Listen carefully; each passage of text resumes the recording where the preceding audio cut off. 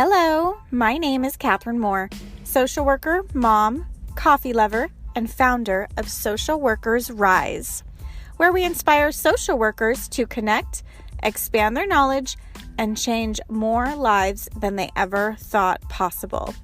I'm so excited you found my podcast. We will talk everything social work on every level from micro to macro. We will hear the stories of social workers who are doing big things, learn new skills, and most importantly, give you actionable steps to make a difference today. Let's go.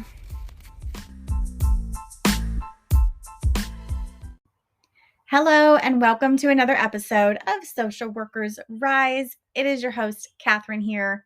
This week, we're doing something different, and I'm really excited for this because it's the first time that I have ever done anything like this on the Social Workers Rise podcast. I have invited 4 of my fellow social workers to record a personal message for you about the advice that they would give to their younger selves. And this is so valuable because so many times I found myself thinking, oh, I wish that I could, hear from other experienced social workers. What do they do? What is it like? What do I really need to know? Because school is going to teach me what they don't want to scare me away from the field, right? But I really want to be prepared and I want to know what to expect. What is normal? What is not normal? Who can I go to for extra help in different areas?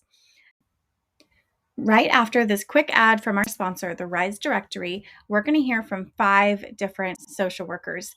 I'm going to share my advice to my younger self, and then we're going to hear from Moreno of the Social Workers Rants podcast, Harleny Vasquez, a career coach, Lauren Gutierrez, a school social worker and social media influencer, and also Shara Ruffin, who does test preparation for social workers. So let's hop right into it.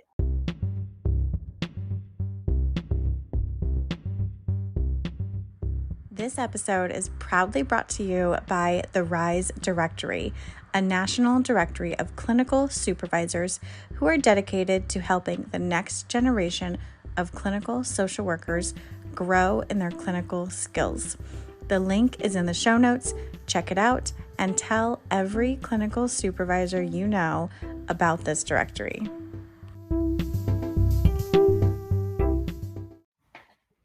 Hello, it's Catherine here. I was thinking about what I would tell my younger self when I graduated with my bachelor's in social work or my master's in social work. I remember feeling this thought or thinking this thought, I feel like I should be smarter. Like after I have a bachelor's and a master's, I just felt like I should know everything. And that is absolutely not true. So definitely go back and just normalize look, you're not going to know everything. This is just really the foundation to start your learning in this field of social work. And also, too, I remember this quote that I used to love because I thought it spoke so truly to the work of social workers. And maybe you've heard it. It's from a person who maybe or may not you have heard of. Muhammad Gandhi said that the best way to find yourself is to lose yourself in the service of others. And that is completely false, with all due respect, Gandhi. But I have found that you cannot lose yourself. You really, really need to know, you know, who you are, what you stand for, what your values are. So never lose yourself in the service of others. If you are giving more away to other people than how much you are giving to yourself, that is a problem. So, with all due respect, Gandhi, you are wrong. And that's what I would tell my younger self is to never ever lose yourself because there's always going to be more people who need help. There's always going to be people who will take from you. And you need to be the one to set that boundary, put on your big girl pants, and be assertive and say, no, this is where it stops. This is how much I can give. And now I need to give back to myself. And to be honest, that is still really, really challenging for me even now because I've always been a giver. I've always been one to take pride and to enjoy the service of others. But you really can lose yourself if you let it get too far. If you don't know when to stop, if you don't know where your limits are. So constantly check in with yourself. See how you're feeling, see how you're doing, see what you need for yourself to be the best that you can be at any given time. And that may look different day to day, and that is perfectly okay because life is rough. And not only is life rough, but this field is rough. So it's important that we're constantly checking in and really seeing, are we still living up to our values?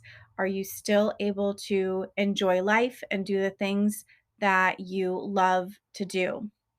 Because if you let your job take over, you will find that you will just give all of your energy to your work, to your career, to your clients, and your friends, family, and partners may feel like they get whatever might be left of you. And even then, what do you get of you? If you're giving it all away to other people, what is then left for you? So, always, always stay true to yourself. Don't lose yourself. Keep those hobbies if you can. Find things that are fun. This is how you're going to be able to stay in this field long term is by keeping true to yourself and really just checking in on where you're at. If you are feeling now that your job, which you once loved, is now not working out for you for whatever reason. It's okay to leave. If there are things happening that are not making you happy, that's not fulfilling you, you feel you're not servicing others like you set out to do, then take a look at that. See if there's any changes that can be made. And if you have done everything within your power to make those changes, then see what other opportunities are out there because I guarantee that there is a place for you. There is work to be done, and there is a space where your talents, personality, your style is desperately needed.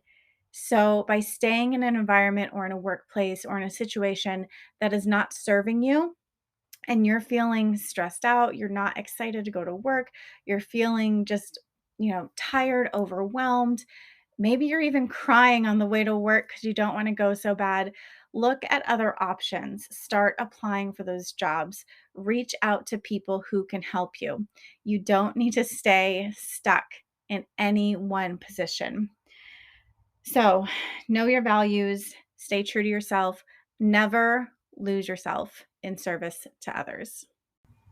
Next up, we're going to hear from Bass Moreno. He is a social worker, podcaster. He has the Social Workers Rants podcast.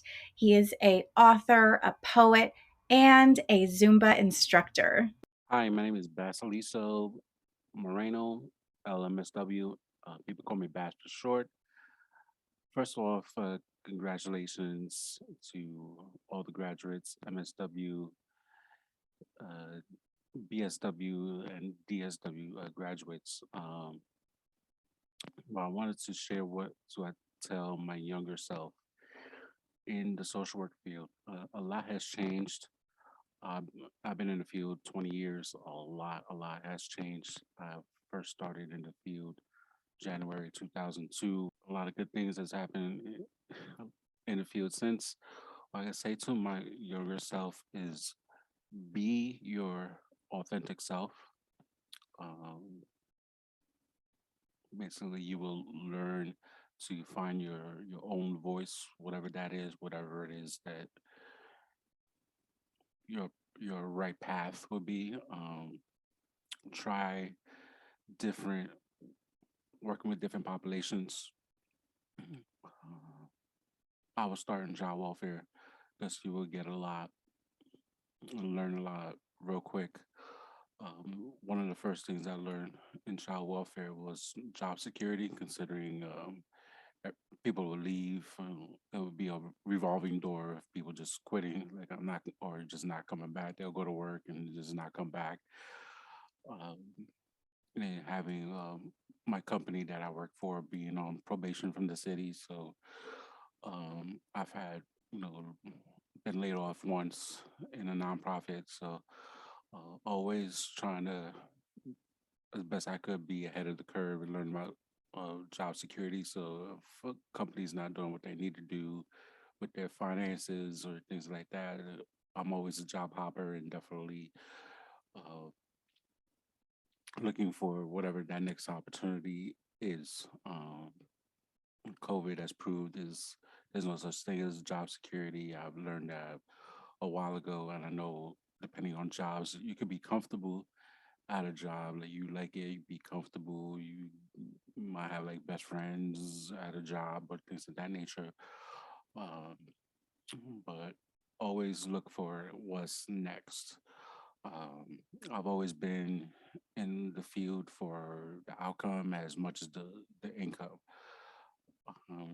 Just because I needed money when I first started, I just needed a couple dollars of my own money in my pocket. So, and then being married once and supporting a family, and then having my son and then having my daughter has always been about okay. My raises that I've gotten in jobs is only because I've left the job and got more money somewhere else.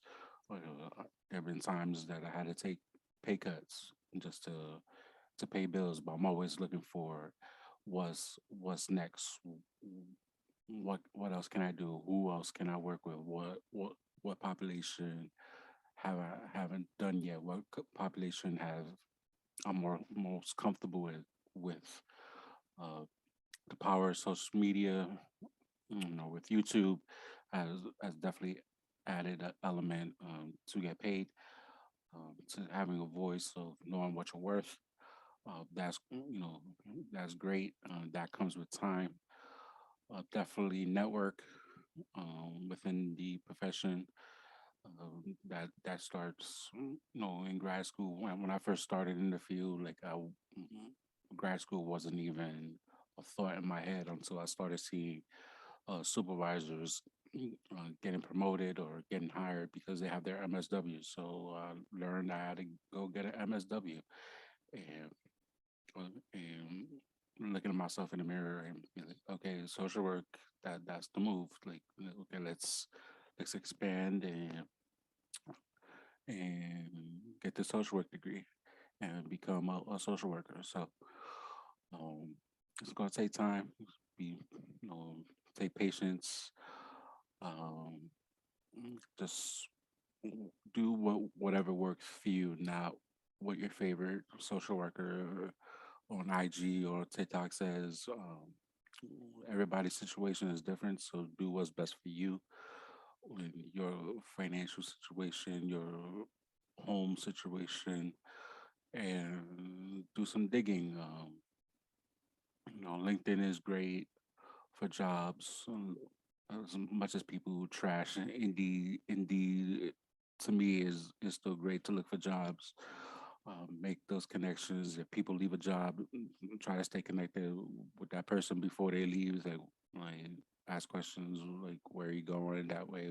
Because stay connected, something pops up, and if you need to make a move or jump ship, then um, don't be loyal to any one company, any one job, unless you're you know self-employed and LCSW with your own private practice, then obviously you have to be loyal to your own company. At least you will hope. So proud of being bilingual and speak Spanish, and it's become very very useful. It be stressful at times because I'm usually the only one in the space that speaks Spanish and having to help with translations while you got your own work that you got to do. So it comes with the territory. And you can follow me, the Social Work Rants podcast on Instagram and Social Work Rants on Twitter. Next up is Shara Ruffin. She helps social workers pass their bachelor, master, clinical licensing exams in record time. Hello, my name is Shara Ruffin. I am a licensed clinical social worker, former psychotherapist of over almost 20 years in the field of social work. And I am also the founder of Journey to Licensure that helps social workers pass their bachelor's, master's, and clinical exams using a holistic approach. And my holistic approach really came from my own journey of having ADHD, generalized anxiety disorder, and a learning disorder. And on that journey, I had a hard road of taking exams and dealing with the struggles that I had to go through. It took me about almost 10 years to get my clinical license, my LCSW. And part of that was because of life. The other part was not having mentorship when it came to licensing. Unfortunately, I didn't get my master level license right out of school. I worked for a while back then. Licenses weren't required as they are now. So my first advice to any new social worker out there, whether you're a bachelor's, master's, clinical social worker, clinical level, is to get your license early, either your semester before you graduate your program or not too far after you're done with your program. It's so important to get licensed early. Life happens. So many things get in the way. And licensure is a big part of your career mobility. So again, one of the most important advice I would give social workers that are coming out, just graduating, grab that license, whether if your state requires a bachelor level license, get it. If it's a master level license, definitely make sure that you have it, and work towards your clinical hours as soon as you can so you can get that LCSW, or in some states, the LICSW. Our licensing is so important because it's not only for our career mobility, but it also protects the public. So I wish all new social workers good mobility and good luck with everything in their careers. And I would probably say another good, important thing I would tell social workers is to make sure, especially if you're dealing with the clinical track, start getting experience in the very thing it is that you want to build. So getting a study toolbox, starting that off early, looking into specializations, looking for mentorship, looking at people in the field that you look up to, start making those professional development connections early on. That was definitely very important in my journey as well, is finding people that could support me in getting certifications and getting experience in the field, especially as a therapist. Coming out the field, a lot of times you don't have experience in the field, and a lot of jobs require you having some type of therapist experience, which is also very, very much backwards. But if you can get an internship in your bachelor's program or even in your master's program to support you having some experience in the clinical field, do that. That way, when you come out of graduate school or when you come out of your bachelorette program, you have some experience there that you can utilize on your resume as well. And if you're clinical, you want to start building that toolbox in terms of getting specializations in the very things that you want to work with in the near future. So I'm going to give you another example. When I was a therapist, I came out of my psych job out of 6 years with 18 specializations. All of those things that I specialized in, I also used with my clients.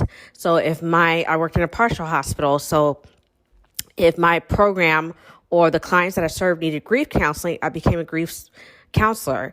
If they needed play therapy support, I became a play therapist. Oftentimes, employers love when their prospects not only have the specializations or letters behind their name, but they also have been using those evidence-based practices in real time.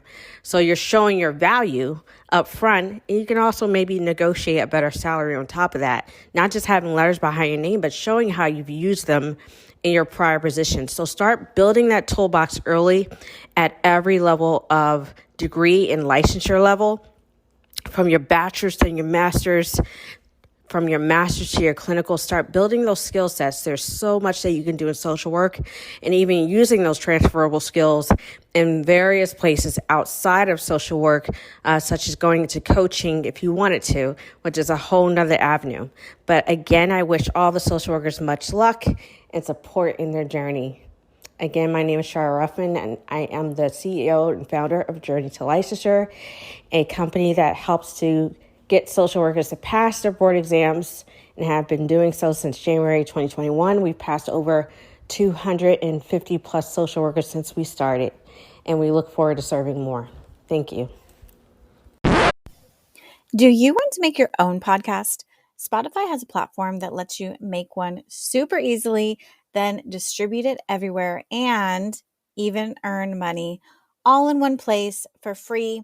It's called Spotify for Podcasters. And this is the platform that I use because it makes it so simple to record and distribute your podcast all in one place using your cell phone. What you need to do is download the Spotify for Podcasters app or go to www.spotify.com/podcasters to get started. If you're planning to take the BBS Law and Ethics exam, the ASWB Master's or Clinical Licensure exam, or if you're studying for the MFT exam, then you need a proven program that can help you understand the exam questions and pass with confidence. If this is you, I highly recommend the Therapist Development Center.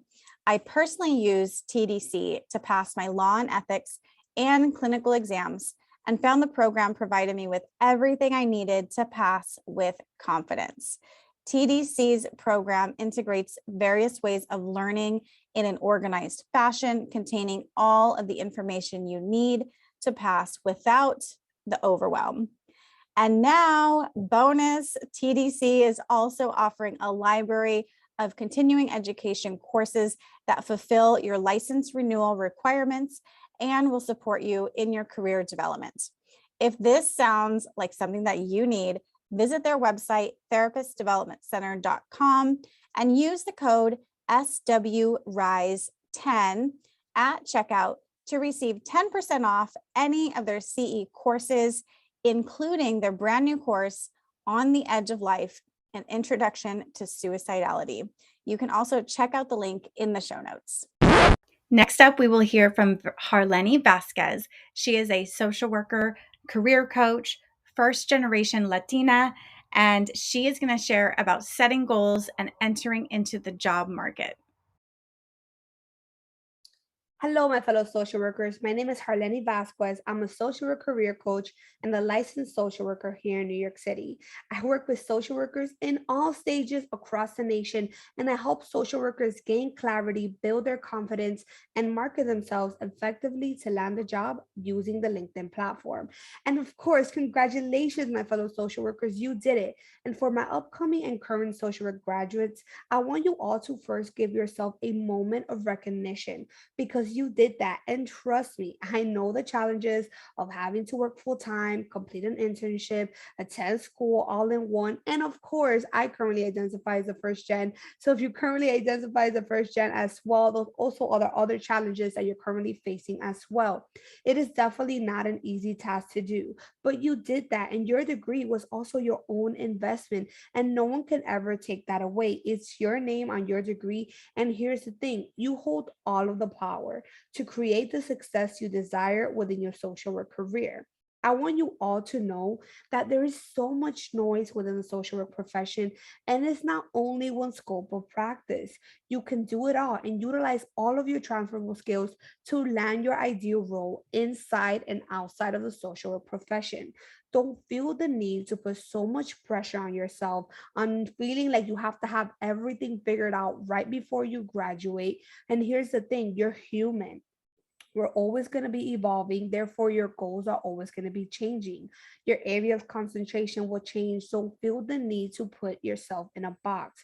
And as you're getting ready to enter the job market, please make sure to learn how to feel comfortable with speaking about your own previous experiences. Learn how to focus on what you have to offer in this very moment, and don't feel the need, of course, if you go towards a clinical route, don't feel the need to have to feel like you have to memorize the entire DSM. Your next role should grant you the opportunity to learn and to be able to step out of your comfort zone while having that concrete guidance and support. During the interview process, please make sure for you to prepare. Preparation is key. I often tell my clients to study their own resume while matching it to the job description. This is what I like to call selling with your unique strengths. And most importantly, don't compare yourself to colleagues and others within the profession. And if you're currently towards the clinical route, do not let a test determine your future. And trust me, I personally have had a love and hate relationship with this exam. It took me multiple attempts to pass this exam. Not saying it's going to happen the same thing for you, but I want you to be able to recognize that you are a social worker because you have your degree. And of course, I also understand that things vary from state to state, but I want you, this is a mindset thing. I want you to give yourself that validation now because no test is going to define who you are as a person, because at the end of the day, you are going to make that impact no matter what. You deserve this, and make sure that you validate your current journey and embrace those areas of improvement. Go out there and step into your highest potential. I got you. I'm here to support you. And if you're currently an upcoming or current social work grad, I currently have my signature group program, Social Work Graduate Academy. Enrollment for summer is going to open in July. So if you're currently interested, message me to learn more about this. Step into the community and let's level up in 2022. Lastly, we're going to hear from Lauren Gutierrez. She is a school social worker. You may also know her as the Social Work Scrapbook on social media. She shares her knowledge on her YouTube channel, and she's also a clinical supervisor based out of Texas. She's going to share her top 3 tips to building confidence as a new social worker. So today I'm going back to the beginning of my career. I'll be honest, it's a phase of my career I didn't like very much because I don't like feeling like I don't know what I'm doing, and something tells me that you're the same way. So today I want to share my top 3 tips to building your confidence in the field of social work. I want to ultimately take you from green to seen. I'm sorry, my name is Lauren Gutierrez, also known as Social Work Scrapbook, and I'm a sucker for a good rhyme and helping new and aspiring social workers on social media and also over on my YouTube page. So if you don't know, a green social worker is someone that's fresh and brand new to the field. And sometimes that means that you may not be ready to make the rubber hit the road. You're kind of like in a car, just wondering whether you want to go or not. And I think I know what the issue is here. If this is you, this is what your roadblock is. You haven't quite found what your ideal client or population is. You don't know who it is. Maybe you did your internship and you did okay, or you kind of sort of liked it, but you just don't feel like going into that area of social work. So, my very first tip, if this is you, is for you to try a population that you've never worked in before. And I know it sounds super scary, but this is the only way to find your niche or your ideal client. Think about it. The experiences that you've had thus far in social work aren't really correlating with your passions. They haven't pulled on that passion of yours or your calling. And believe me, once you know that you found your passion, you're ready to dive into that perfect career choice.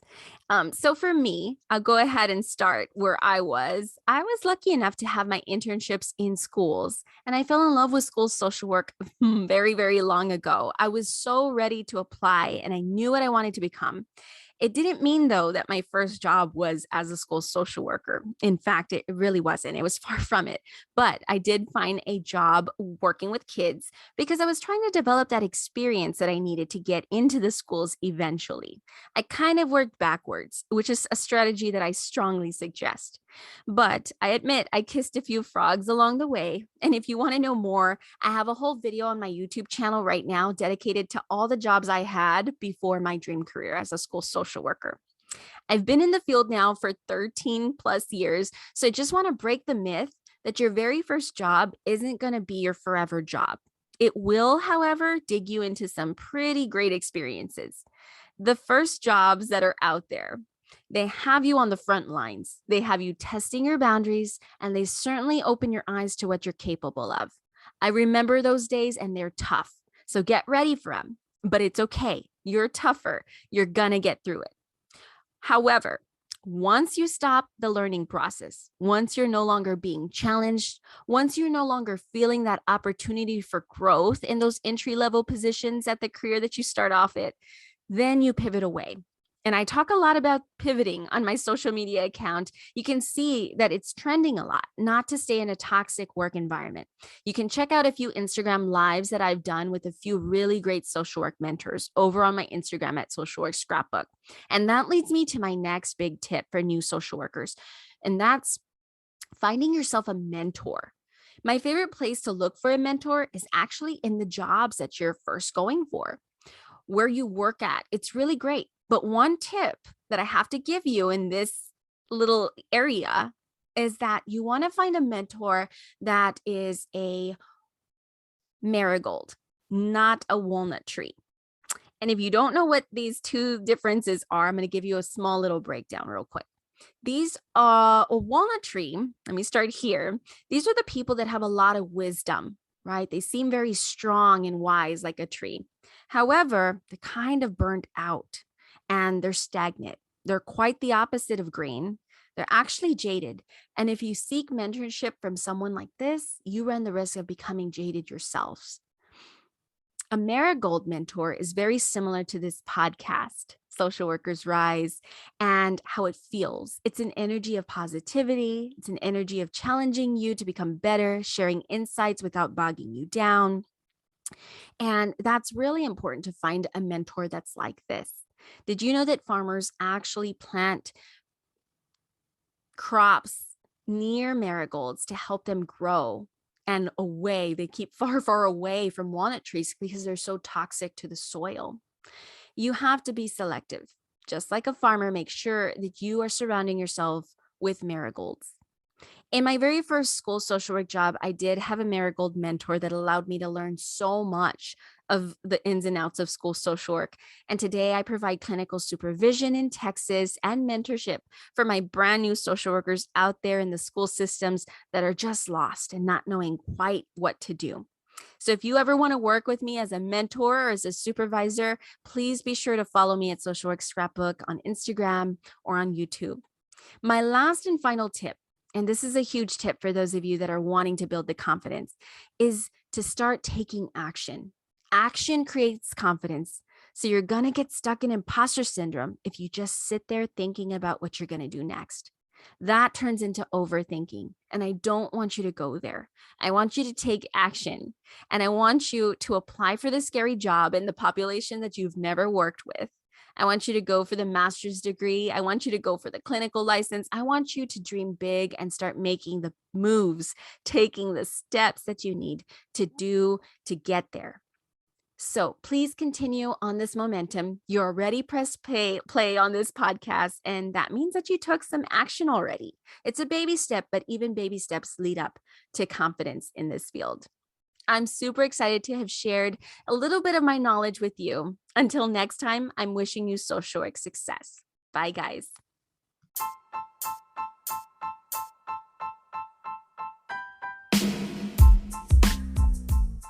Thank you for joining us on another episode of Social Workers Rise. If you loved it, please open up your iTunes, tap the 5 stars, and leave a short note on why you love listening to the Social Workers Rise podcast.